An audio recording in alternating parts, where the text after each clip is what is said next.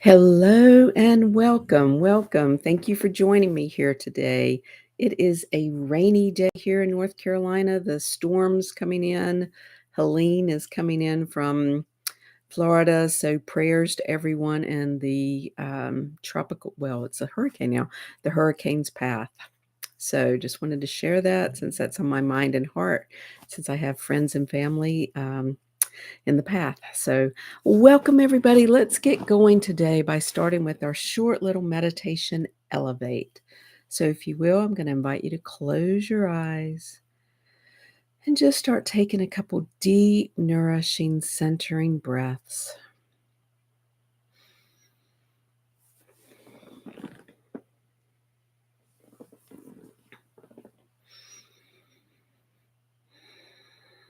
And bring your attention down from your head into your heart,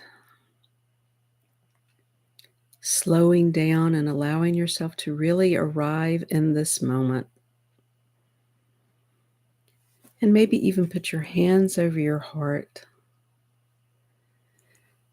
and start tuning into someone you really, really love.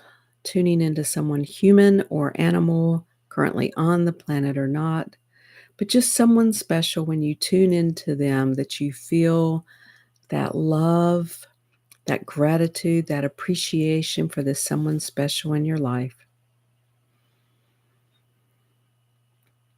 And since we're focusing on generational healing today, I'm going to invite you to think about someone from your past who has passed. So maybe a grandparent or parent, or if you knew great grandparents, or maybe if you know something about great grandparents, just tune into anyone from the past or anyone's, maybe plural, that brings you a sense of love, joy, and gratitude. Really allowing yourself to feel this emotion. And let's take another deep, nourishing breath together. Opening your eyes, coming back to here and now. So, today we're talking about generational healing. And I want to share a couple things from my newsletter that came out on Monday. If you're not on my email list and would like to join, you can join at yourtappingjourney.com if you'd like to see what comes out in my newsletter weekly. Anyway, there's a saying, if it's hysterical, it is historical. And what this means is if you overreact or react in a strong way, that you are triggered by something from the past. The question is it from your past, meaning your childhood, or is it from even further past, meaning your parents or even your grandparents? No way to know for sure, of course. But there are studies that have shown that we do carry within us trauma from the past. Kai, glad you're here.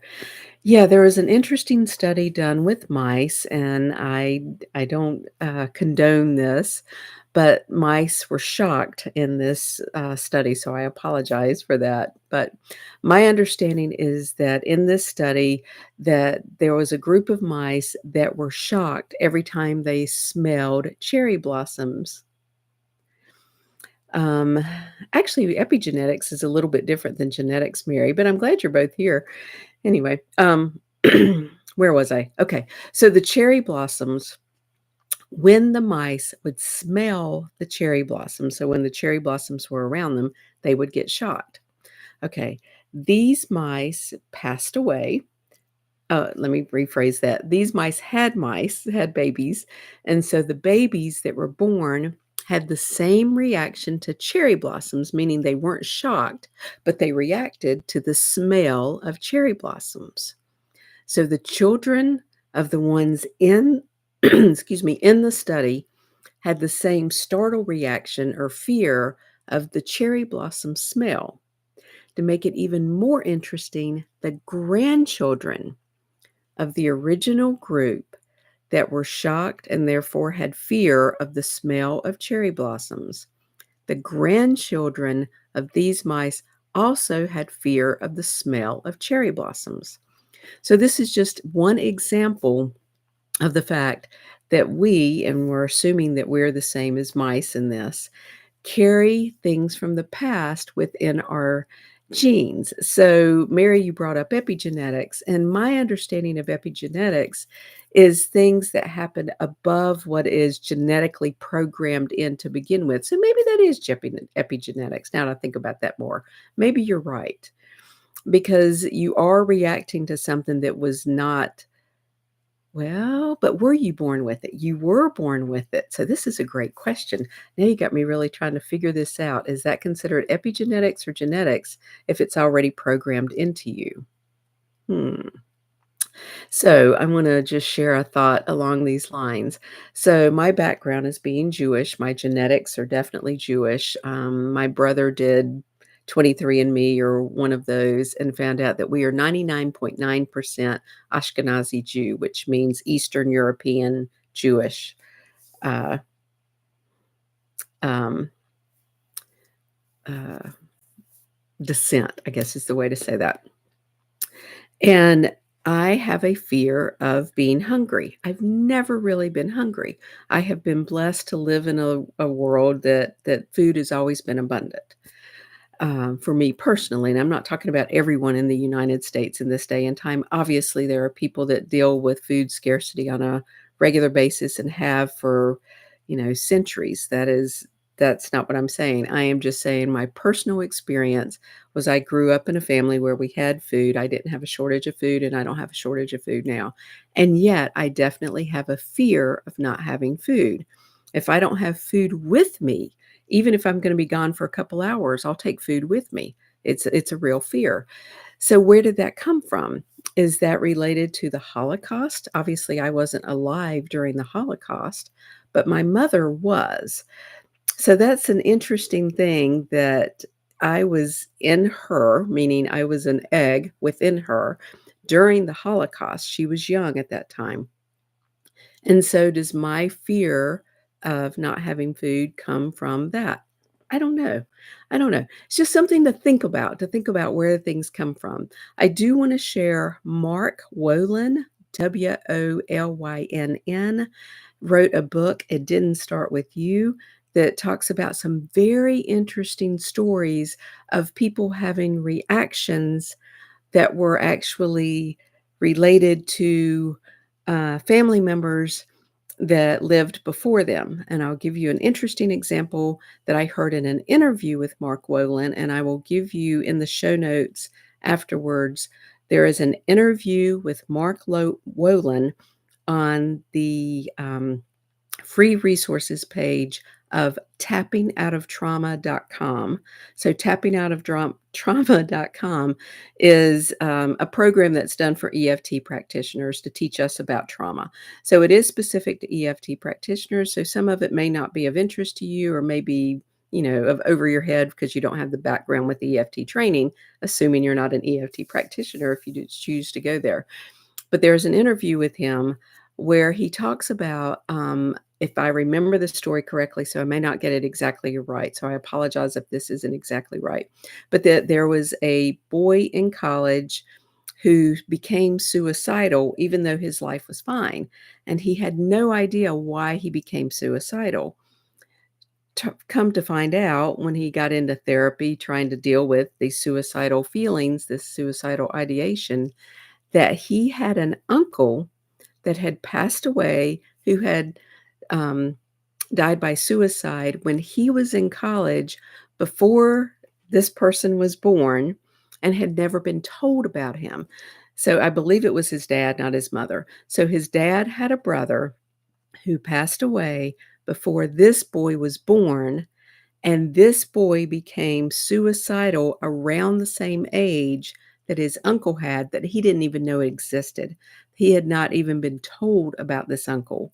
So really weird things can happen is from a generational trauma standpoint. So we are going to do a process today called the Belief Cloak Process that is an adaptation of another process that I learned several years ago. I don't even remember who I learned it from to begin with, but I've adapted it over the years anyway. So we are going to use the belief cloak process to release as much of this generational trauma as we can in a few minutes with this process. So, what we are going to do is we're going to start out by doing some gentle tapping, and it's going to be silent tapping, meaning I'm not going to be giving you the words to go with it, but we're going to be doing some tapping. And then we are going to go straight into this meditative process where we are going to release generational trauma. Now, I want to say that this is for you currently and for any future children. So, um, when you do healing work for yourself, it is not just for yourself.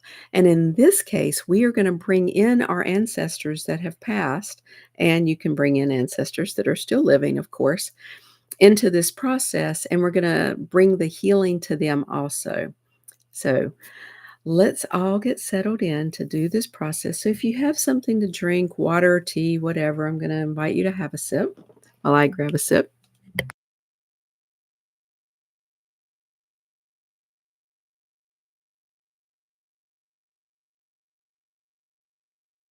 Actually, I do want to share a quick quote that was in my newsletter Monday.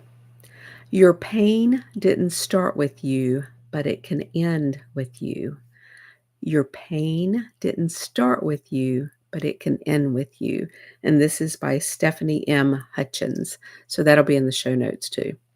All right. So I'm going to invite you to get comfortable. And we're just going to do some silent tapping starting at the eyebrow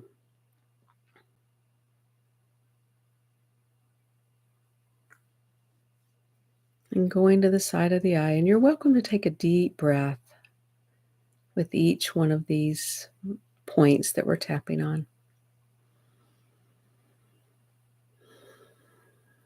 And under the eye. And as we're doing this, tune in to your knowledge of your ancestors,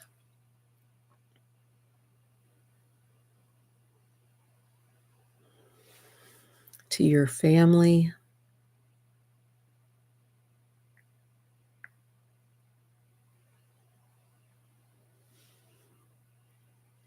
we're just going around the points or at the chin, tuning into their pain as well as your own. And this is physical and emotional, energetic. And going to the underarm.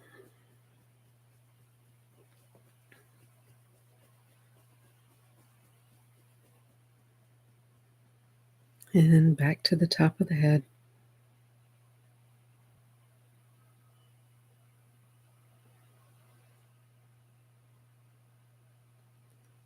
Back to the eyebrow.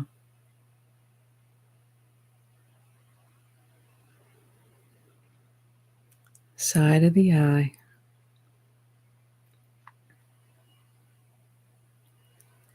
Under the eye.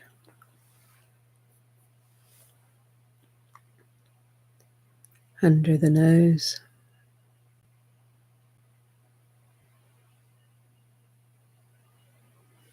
Chin, the indentation between the lip and the chin.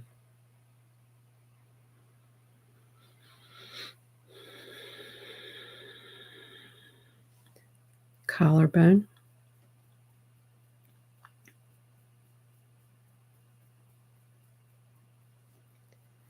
Under the arm.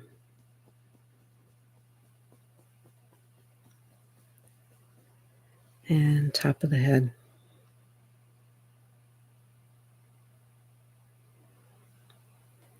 And now I want to invite you to stop tapping. Bring your hands to your heart if you choose, or you're on your lap, whatever's most comfortable for you. And I want you to imagine that you are entering a path in a forest. And this is a very safe and protected place to enter.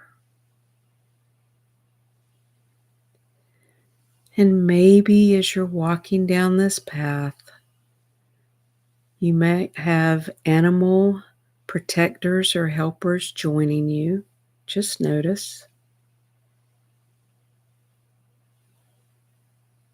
Feeling safe and protected and curious as you walk along this path.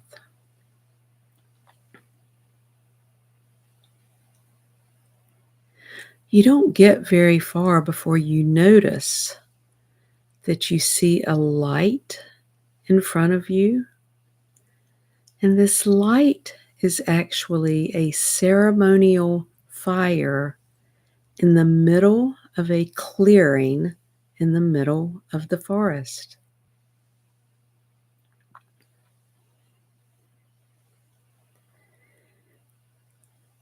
And you find that there's actually not that far walk before you enter the clearing and start heading toward the ceremonial fire.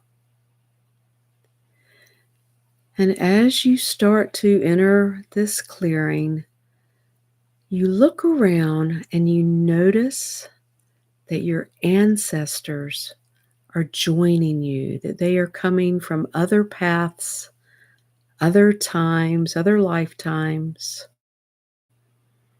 other periods in history, and joining you at this ceremonial fire, this ritual fire where change can happen.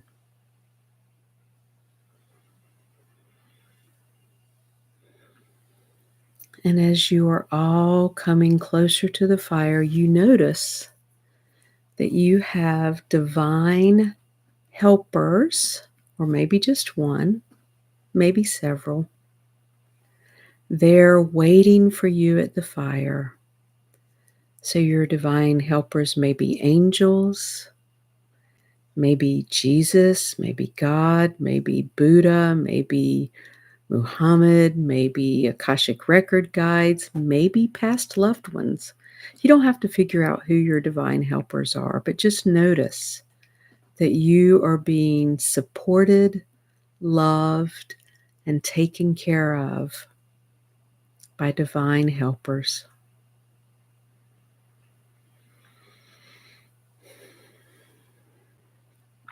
And as you all gather around this fire, maybe you notice drumming in the background. Maybe there's dancing. Whatever feels right for you, just notice what's there.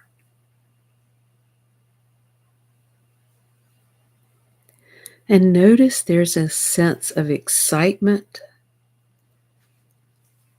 There's a sense of hope. There's a sense of joy.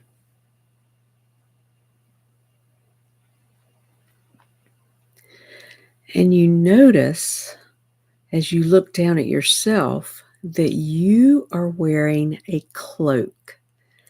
And this is an old, dusty, heavy, dark cloak.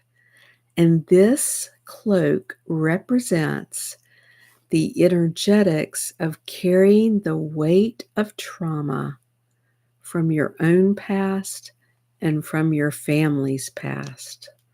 That you are carrying the weight and the pain and the trauma, the hurt, the regret, the shame, the guilt, the pain that your family has carried from generation to generation.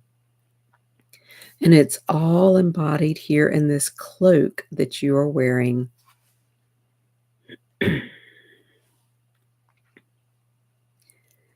And notice that this cloak is actually removable. That all you have to do is untie the string around your neck. Maybe it's been feeling like it's been choking you for all these years. But notice that it can be removed and tune into yourself. Are you ready to release as much of the pain and trauma that you carry that is ready to let go? Are you ready to let some of this go?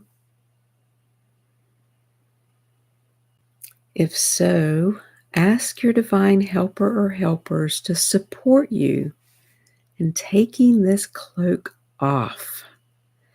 And maybe one of them actually does it for you, or maybe you do it yourself.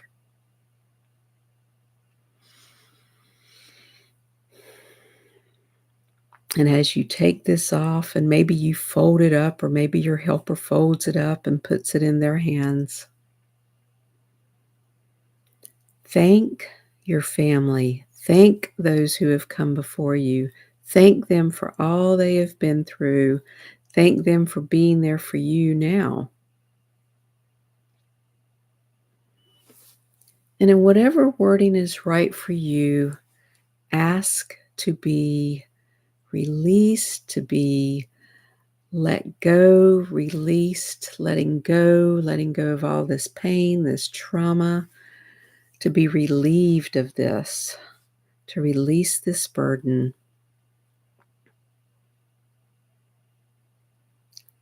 And when it feels right, your divine helper will throw this cloak into the transformational fire.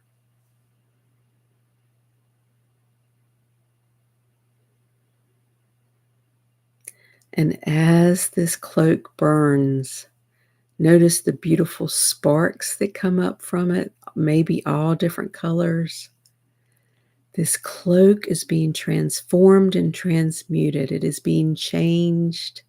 It is releasing the pain, the trauma, the shame, the guilt, the hurt, the resentment, the anger, the injustice.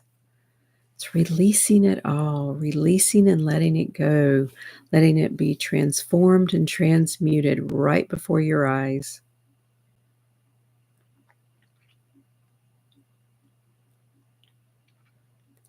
And notice that a new cloak is being formed. A cloak of possibilities, a cloak of hope, a cloak of resilience, a cloak of joy and harmony and tranquility and dreams and possibilities. And notice this cloak is much lighter. It's much different than the heaviness you've been carrying. Maybe it's being weaved or created right there in front of you in the fire. Maybe it's very light and iridescent, a beautiful shimmering pink and white and blue and purple, whatever it is for you. And it lifts up out of the fire on its own, and it gently comes to your divine helper. And notice that all of your ancestors are experiencing the same thing at the same time you are. You are all being relieved of this heaviness, this pain that you've been carrying. And now your divine helper puts this over you, puts this cloak of hope and possibilities, harmony, peace, resilience, joy, possibilities, all of this, and puts it around you, lays it gently on your shoulders, ties it gently around your neck. And allow yourself to sit or stand more erect, shoulders back, head held high, with new possibilities. And really allow this to sink into your bones, into your cells, into your organs, into your brain, into your heart, developing new neural pathways in your brain of new possibilities. And notice the hope that you feel in your heart. Notice the joy.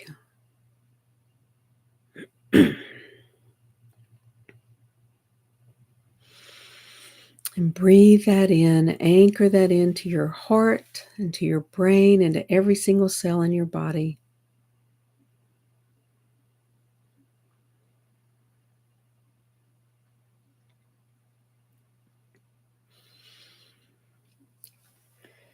And allow this to settle in around you. Maybe you bow to your helper in gratitude, being so thankful for your help today, bowing to your ancestors, thanking them for coming and joining you for the healing that you have all received. Being so grateful, so, so grateful. And when you're ready, go back down the path, leaving this fire for now, but notice that your divine helper stays. You have a fire keeper. You can come back here to do whatever healing you work you choose to do at any time.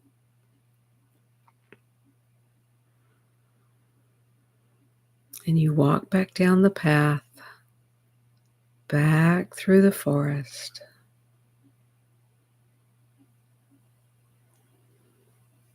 Filled with this sense of hope, protection, security, faith, trust, possibilities, and so much more. And now allow yourself to come back to your body, feeling yourself on the chair, couch, bed, floor, wherever you happen to be. Feeling yourself supported in the here and now, beginning to move your fingers and toes. Feeling grounded in this moment. Opening your eyes when you're ready. Being grateful for what you've been able to release and for what you've been able to bring in today. Let's take a deep, nourishing breath together. Thank you for joining me today for this little ceremony. I hope you have found it helpful. I would love for you to put something in the chat if you felt anything from that, if you felt a shift, a change, a little more hope, a little more possibilities. You're welcome. You're welcome. Next week, same bat time, bat channel, we are going to do the second part of this, which we are going to bring in the gifts that our generations, that our families have given us. So thank you so much for joining me. I hope you have a fabulous rest of your day. Stay safe if you're in this area. Ooh, a gossamer cloak being done as I move toward. Yes, beautiful, Mary. Thank you for sharing that. Yay, Kai, I'm so glad to hear that. Wonderful, wonderful. I'm so, so grateful. Thank you so much for allowing me to serve you today. I hope you all have a fabulous day, whether you're listening to this live or on the replay. Blessings to you all, and namaste. By the way, I should mention, since Mary mentioned this, if you're in the Charlotte area, I will be speaking at Soul Harmony this weekend. So, of course, it depends on when you actually watch this. But today is September 26th, and I'm recording this on Thursday. So Saturday, September 28th at 1:30, I will be speaking in the tea tent. And we will be talking about unlocking your potentials. This is about 3 things that I have figured out about life. And yes, finding rain boots for the weekend. You're right. So thank you all. Blessings to you all. Namaste.